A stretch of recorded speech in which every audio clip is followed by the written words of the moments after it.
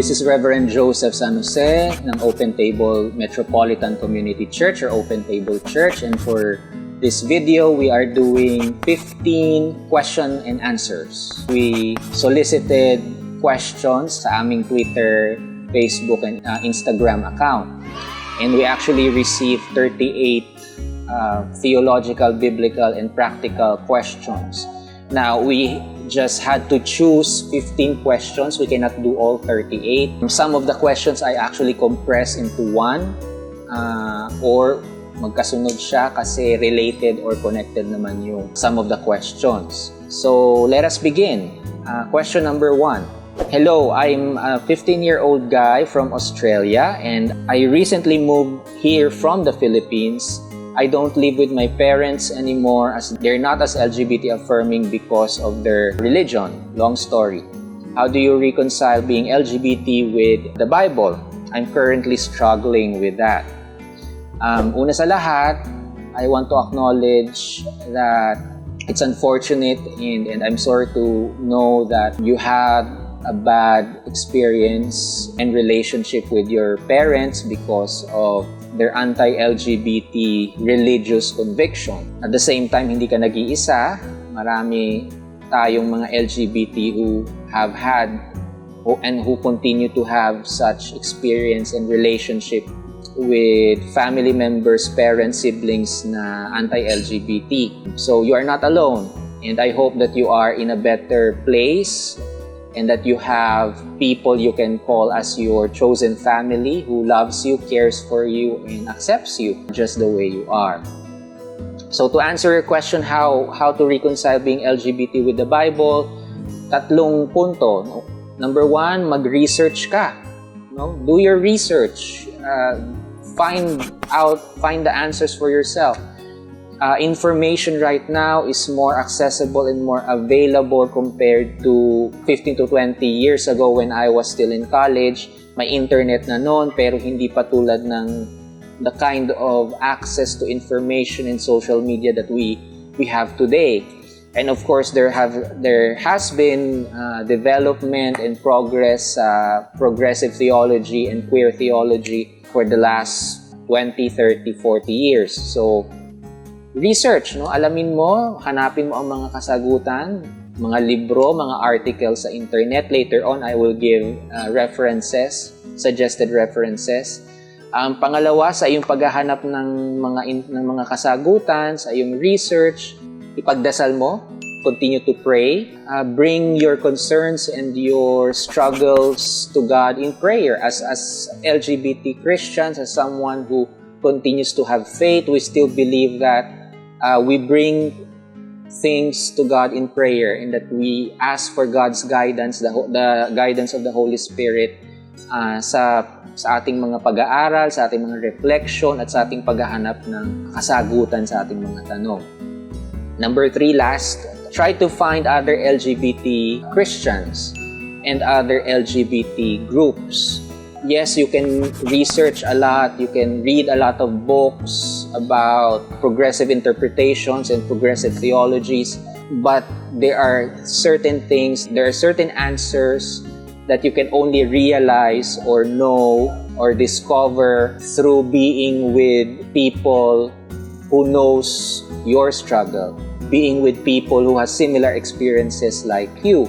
May mga bagay na ang kasagutan ay nahahanap lamang or nadidiscover lamang when you are with your community, when you are with people who love you, who accept you, who choose you as a family, choose you as a friend. And some of the answers will be with them and through them. So research, pray, and be with other LGBTs, and particularly LGBT Christians.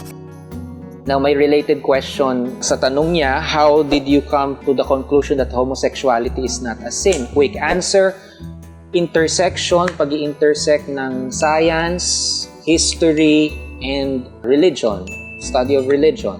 So, sa pag-aaral ng kasaysayan, ng siyensya, psychology, anthropology, at ng relihiyon, particularly progressive religion and academic religion, academic ways of understanding religion, That's one way that we have come to the conclusion na hindi kasalanan ang homosexuality. The other part, tulad nung sabi ko dun sa nagtanong kanina, by becoming friends with LGBT people, especially those who are in the advocacy, those who are in activism for LGBT rights and for other sectoral rights, doon mo madidiscover na ang mga LGBT, ang mga Becky ay hindi masamang tao at hindi masama ang pagiging Becky. So, yeah. So that's how we know that homosexuality is not a sin. Question po to Pastor Joseph about the Bible and religion. The Bible is already known to be deeply outdated. Although I don't want the word outdated, I would say there are things in the Bible that are no longer applicable or relevant. So, is it ever going to be possible to hope for an intelligent revision according to modern times without the institutional misogyny and homophobia? Homophobic and misogynistic interpretations have been most rampant interpretations, so much so that they are not myths but religious facts to a staggering majority. So maraming bagay sa Biblia ang hindi na applicable or relevant sa panahon natin ngayon because in the different books of the Bible that compose the Bible are human products of their ancient time. So specifically, many things in Leviticus, many things in Deuteronomy, the book of Numbers, hindi na natin sinusunod, hindi na natin ginagawa today, especially as Christians. Marami ring mga practices na hindi na natin ginagawa but was sanctioned by the Bible or is part of the context of the ancient society where and when the books of the Bible were written, like child marriages.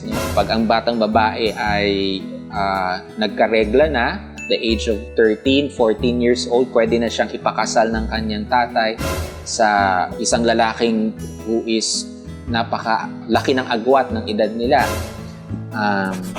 Ngayon, wala nang gagawa nun, di ba? No one among us here in the Philippines will have a child, a daughter, 14 years old, be married to someone 20, 30 years older than her. But that was the case in the Bible. So I agree with you. There are many things in the Bible that are no longer applicable and relevant. We are no longer doing them. Even the most conservative of Christians, despite their claim to biblical obedience, actually do not obey or follow many things in the Bible. Because, again, they're no longer applicable or relevant to our times today. Ngayon, meron bang pag-asa for intelligent revision? Ano ba yung inire-revise? I don't think revision is the correct term. There is a way for intelligent diskurso, pag-uusap, pag-aaral. And for the past 200, 300 years, a modern approach to biblical scholarship has been evolving and developing. And we have centers of biblical scholarship, many of them in the West and in Europe, but we also now have others here in Asia, like in South Korea, Yonsei University, kung saan yung Global Institute for Theology, kung saan nagtapos ng doctorate yung feminist professor ko. So there are centers of academic studies of scripture and theology. So meron, and it's been happening for the past 200 years, 300 years, diskurso, an intelligent academic discourse on theology and scripture. Yun lang, yes, talagang hindi nakakarating sa majority yung diskurso ng mga scholars. Merong gap. And I don't know about other churches, but with our church, we try to bring those discourses, those information, what the scholars, biblical translators have been discovering, studying, articulating for the last 200 years. So we try to bring that into our ministry, in our Christian education, at ito nga, sa videong ito. And through that, we will be able to reach out to people, to update their method of critical thinking and method of critical reflection about the Bible, about God, about theology. I see your frustration. We are also frustrated, but we try our best wherever, whenever to bring intelligent discourse or intelligent revision, as you said, to as many as we can reach. But I also want to say that the Bible is, in as much as marami siyang mga hindi na applicable things based on its ancient pre-modern context, there are also things in the Bible that are transcendent. When the Bible talks about justice, generosity, and welcome to strangers, foreigners, uplifting the poor and the oppressed, when the Bible talks about equality, kindness, compassion, love, when the Bible talks about community and common good, those things are relevant and applicable in any place, in any situation, in any generation. Part ng critical thinking natin is how to excavate those messages from the Bible and how do we make them contextually relevant and applicable to our time today, given our many modern situations, issues, and struggles. Pastor Joseph, hello po Pastor. This is my question. How does MCC address the notion of Catholics? Because I've heard this many times from Catholics saying, condemn the homosexual acts, but not the homosexual. And how does this notion affect same-sex relationships? I hope I don't offend you, but what is your stand on homosexual acts? Does your church forbid it? No, we don't forbid it. So, homosexuality cannot be separated from the desire, and the desire cannot necessarily be separated for the acts, yung tinatawag nilang acts. At bakit sa tingin namin na hindi naman masama ito at hindi ito mali? Our psychology today, the science of psychology, and even the different studies and research on anthropology has told us that homosexuality is a normal and natural variant of human sexuality.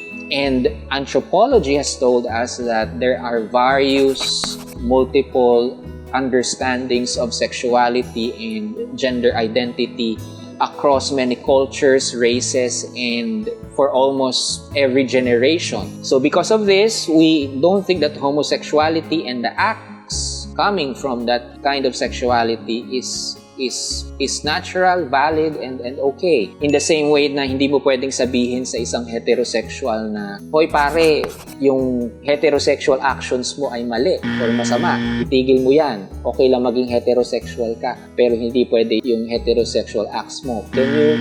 Is that possible for heterosexuals to separate their heterosexuality from heterosexual acts? Doesn't make sense to do so. So in the same way, you cannot do that for homosexuals. What we say is that any action, any sexual action or behavior, whether heterosexual or homosexual, becomes wrong, becomes sinful when it is violent, when it is harmful, when it is forceful, when it is abusive. So what makes an act sinful is if it causes harm to others, if it is not consensual.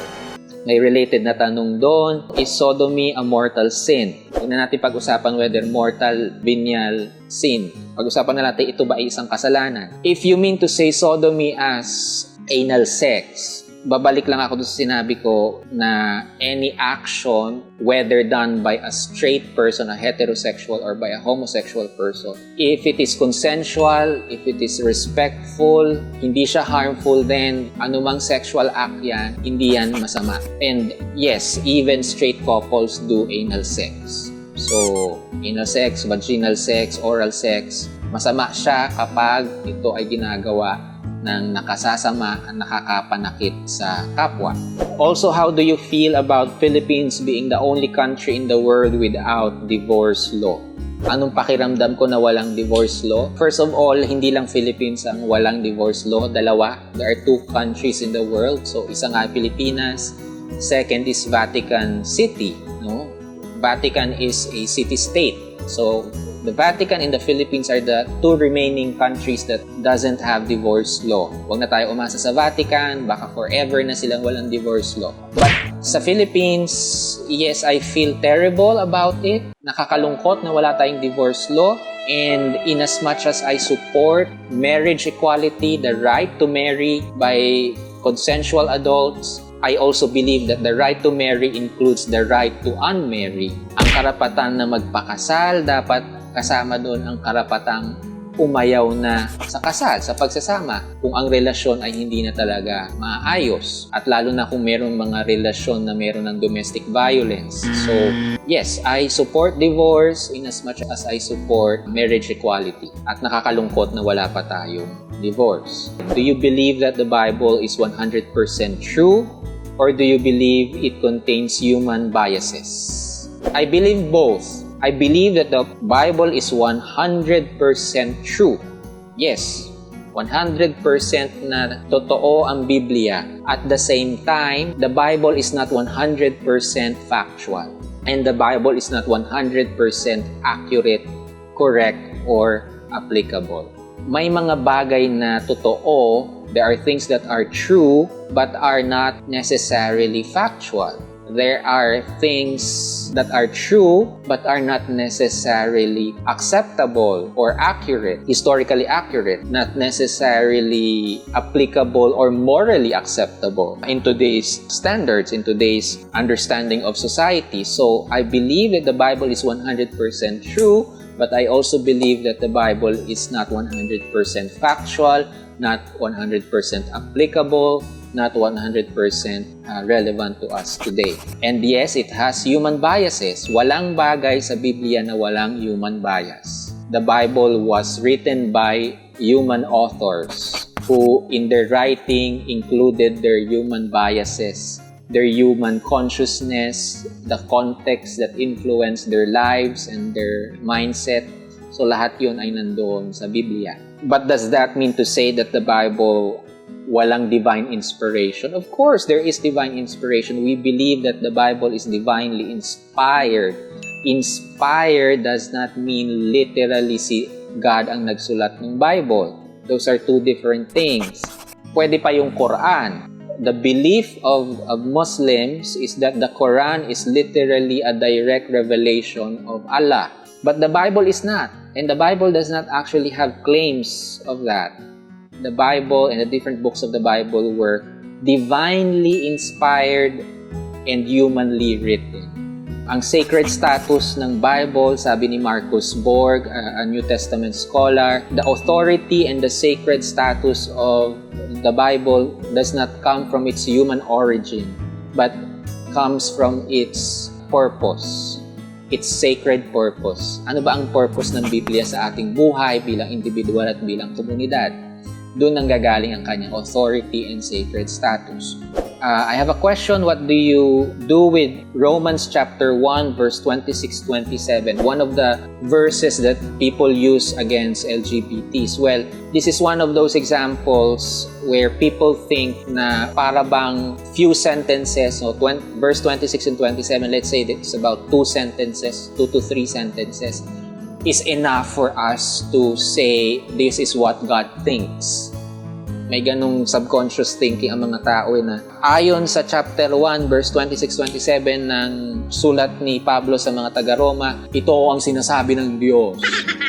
Hindi po, kasi hindi naman Diyos ang nagsulat niyan. Ang nagsulat niyan ay si Apostol San Pablo. Ngayon, kung gusto nyong maunawaan ano yung gustong sabihin, yung mensahe ni Apostol San Pablo, kailangan nyong basahin. Ang suggestion ko sa nagtanong at sa iba pang mga nagtatanong or hindi naman talaga nagtatanong, nagmamagaling lang, basahin niyo yung buong chapter 1 and chapter 2. Try to read chapter 1 and chapter 2 together and you will understand what the Apostle Paul was actually trying to say and what he was actually trying to do.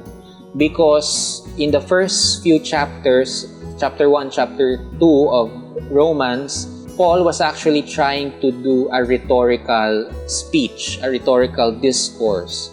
He was using a rhetorical method of speech. So you will understand verse 26 and 27 if you will read the entire chapter 1 all the way to chapter 2. And in the first few verses of chapter 2, magigets nyo kagad ano yung kanyang sinasabi sa chapter 1. Greetings from the United States. How are you doing and how is your ministry going during this pandemic times? Also, have you faced any backlash in your community and outside of it for being LGBT affirming? So I will answer this in English. I'm assuming this is an American. So during this pandemic, as you have seen, our ministry was mainly online through our social media, like other churches, because one of the best ways that we can do right now, being in a very militaristic lockdown or militaristic quarantine of Metro Manila and the surrounding provinces. That is as far as we can do at this time. Our Community Connect gathering, our Thursday classes, and this video. Now, one of the struggles that I had as the pastor of the church was our inability to participate, to contribute to works of charity and works of mercy during this 2-month period of militaristic quarantine because of the unique context or situation of our church. We are a small church community of about 15 to 20 people, or maybe less, and these 15 to 20 people are actually spread out. Unlike the other churches, much bigger, much older churches, they have the resources, the finances. They have like anywhere from 100 to about 1,000 members on a local church, especially if you talk about a local Roman Catholic parish. And they also have the network and the influence. So unlike them, with their resources and also parishes or local churches, their membership of 500 to 1,000, most of those members are living close together. They're living close together, close to the facility of their church sanctuary. And so they are able to, aside from their online services, online ministries, they're able to organize and mobilize works of charity, participate in the relief efforts that we are unable to do because we do not have as much of the resources, influence, and network as they do. Also, as I've said, the unique situation of our church is that we are spread across Metro Manila. I think I'm the only one, the pastor is the only one who lives outside of Metro Manila. And some people are living in the south of Manila. And so we are spread out. So how do you organize and mobilize when in this lockdown you cannot travel? There is no public transport. People are not allowed to cross from one city to another. People outside of Manila cannot go inside Manila. People in Manila cannot go outside of Metro Manila.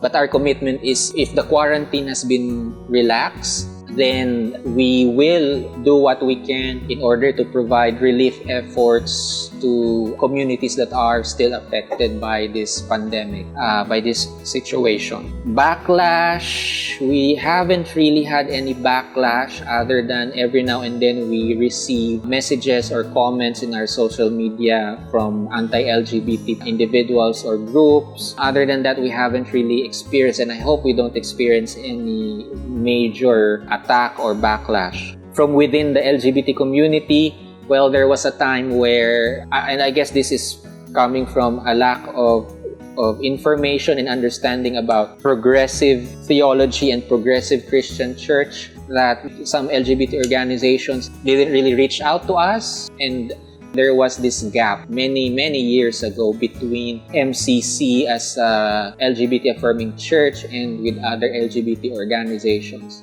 And there was also these concerns about, since MCC and other LGBT affirming churches was pushing for marriage equality for same-sex couples, some LGBT organizations, individuals didn't like that because they were pushing for the SOGI equality bill. Way back then, some of the activists and advocates felt that we should not make noise about marriage equality almost a decade ago, because that will antagonize many people and therefore The campaign for SOGI Equality Bill or Anti-Discrimination Bill seems to be hampered, seems to be held back by MCC's push for marriage equality. So there was that many years ago, almost a decade ago. But now we were able to reach out to them. They are able to reach out to us, and there is a growing interaction between progressive churches and the LGBT network of organizations. There's actually a related question to that. What do you guys do? How do you help LGBT? Maintaining safe space, a safe community of faith for LGBT Christians is in itself hard work. It is not easy to organize, sustain, and maintain an LGBT-affirming church community, a safe space for LGBTs to gather and to maintain that space. And I guess that in itself is really a service in itself, maintaining a space, maintaining both a physical space and a community space. Financially, it costs money, a lot. And we are just thankful that we are able to have the finances to have a physical space where the community can gather. The other part, of course, we as a church, we offer counseling services, spiritual pastoral counseling services. But I must also say that we are not clinical therapists. I am not a clinical therapist, so pastoral care and counseling is just a supplement. It is not and cannot be an alternative to professional counseling, licensed counseling. But we do have pastoral counseling as a supplemental service. We do Holy Union or wedding services for LGBT couples. This is purely religious in nature. It is not legally binding as it is still prohibited under Philippine law. We provide wedding services, and the finances of the church primarily comes from our wedding services. Every now and then we are able to provide some financial support and other forms of support for people living with HIV and AIDS and other LGBT persons who have challenges in life. If we are not able to meet their needs, often we are able to refer them to other allied organizations, HIV organizations, LGBT organizations that might have the resources and the skills and the capacity to address their primary need. There have been many numerous sources and proof that Jesus was gay and he was in a relationship with the majority of the apostles. What is the stance of your church regarding this issue? Follow-up questions: are fetishes, example, foot fetish, scat fetish, included and welcome in your LGBT affirming church? There are certain... Okay, let me address the proof that Jesus was gay. There is no proof, and there is no heavy evidence, textual or otherwise, that tells us or determines for us the sexuality of Jesus. Now we have, I know of one or two books by a scholar who argues about the sexuality of Jesus, or the at least homoerotic behavior or relationship of Jesus. But by at large, there is no preponderance of proof in the biblical text and other sources to say or to speak of the sexuality of Jesus. We don't know. There is none. There is more evidence, textual evidence, to the homoerotic relationship of David and Jonathan. That we can be sure. There is strong arguments for that, but there is no strong evidence or proof, biblical proof, to the sexuality of Jesus. You might be confusing certain theological sources about interpreting Jesus to be the face of the marginalized. For example, the same way that African American people may see Jesus as black, or once upon a time during the time of slavery, the African American slaves saw Jesus as a black slave. That is okay. That is encouraged in liberation theologies. Often these days you will hear the face of Jesus is the face of a person living with HIV/AIDS. The face of Jesus is the face of a homeless person. The face of Jesus is the face of the oppressed women. And if you think that you can imagine Jesus as a gay person, by all means, but there is no preponderance of evidence as to if we really know the sexuality of Jesus. There is none. As to your last question about fetish, I will just go back to the part where no matter what sexual preference or sexual activity it is, again, if it is not harmful, if it is not violent, if it is mutually consensual, then by all means, enjoy, live your life. At the same time, the church has no business in terms of getting into people's bedrooms. Whatever fetish that you have, again, as long as it is appropriate, ethically appropriate, by all means. It is welcome, not in the sense that, will they do that in our church? Of course, you don't do your fetishes in church. But what we say is, again, live your authentic self together with your sexuality in the most loving, in the most just, in the most appropriate way. So that's our part 1. Thank you. And I hope I have able to answer some of these questions for everybody's information and for whatever use you may have for the answers.